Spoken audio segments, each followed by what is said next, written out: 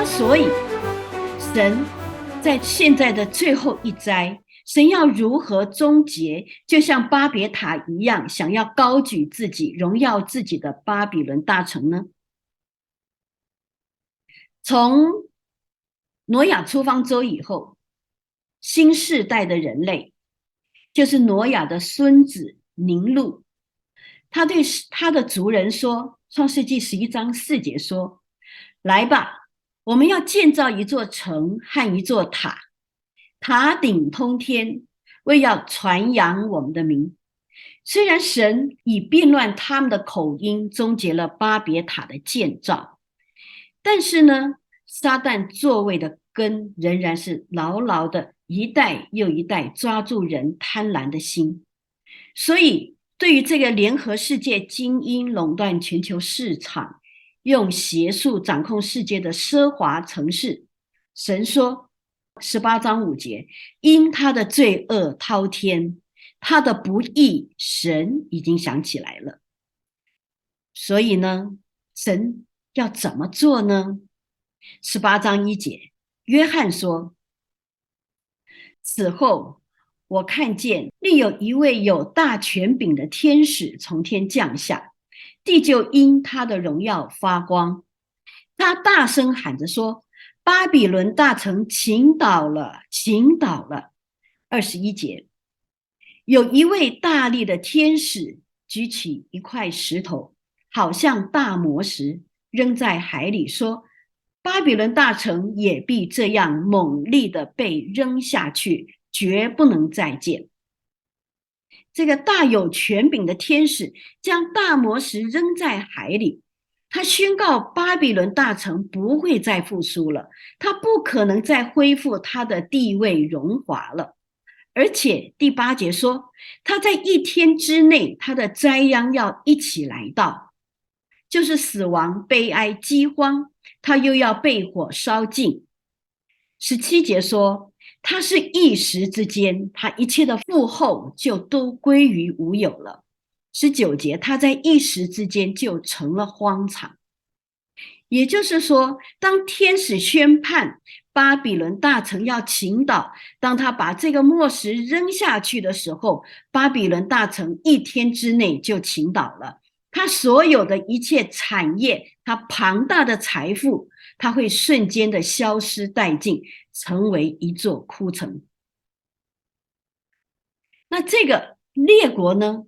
当他们看见巴比伦大城，他们依赖仰赖的这个大城，竟然一时之间就成了荒场，一时之间就这么大的富厚归于无有，对于他们来讲是不可思议的，因为这是阴阳两界通吃，政商两界都牢牢掌握在他们手中的，怎么可能倾倒呢？于是乎呢，他们看着被焚烧的这一个大城，他们就远远的18章9节说，地上的君王素来与他一同行饮，一同奢华的，看见烧他的烟，就必为他哭泣哀嚎，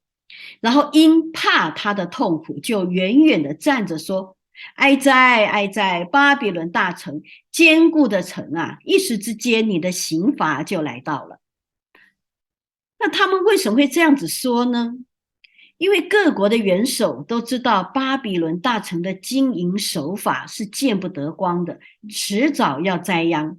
但是因为可以有好处，还是愿意跟他交易。他们跟着巴比伦城的文化恶习，一同奢靡，一同淫乱，一同行邪术。但是看见这个城悲哀、死亡，又被火烧尽。为了不被这些灾难波及，所以只能够跟这个城的所行所为划清界限，远远的看着这个城被焚烧殆尽。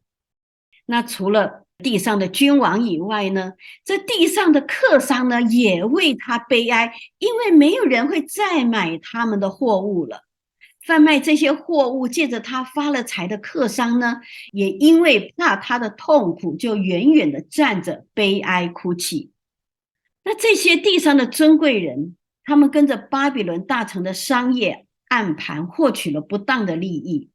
这些借着巴比伦大城的人脉通路发达的人，他们也害怕巴比伦大城的遭遇会临到他们自己，所以他们也是远远的站着，为巴比伦大城所受的刑罚去悲哀。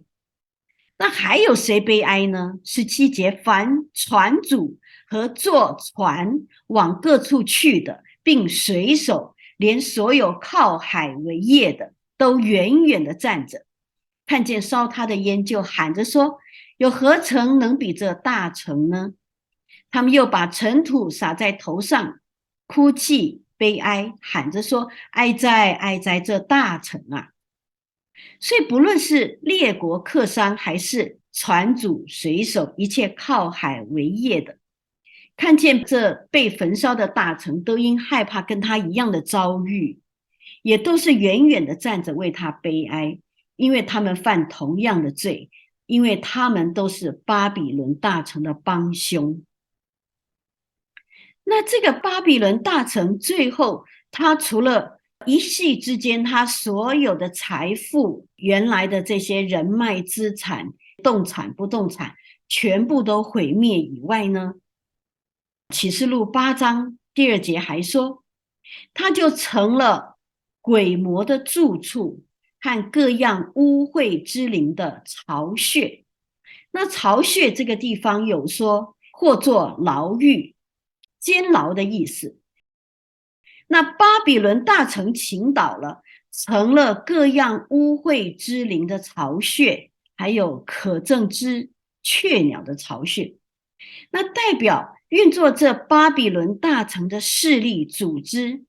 它背后是由魔鬼污灵所推动的。这个势力组织建筑物，它可以瞬间崩塌瓦解，但是灵界它不会因为这些东西它就瓦解了，它仍然可以存在。所以那些世俗的淫乱奢华，玩弄政权，炒作金融，垄断市场的城瓦解了，那剩下来的就是原本支持那些悖逆的人背后的污灵。